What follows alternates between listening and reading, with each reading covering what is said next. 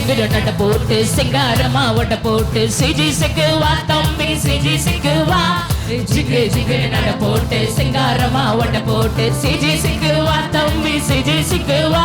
ஏ பாட்டு கதை கேட்டிட பரிசுத்தமாய் வாழ்ந்திட ஆசீர்வாத புது வாழ்வு பெற்றிட.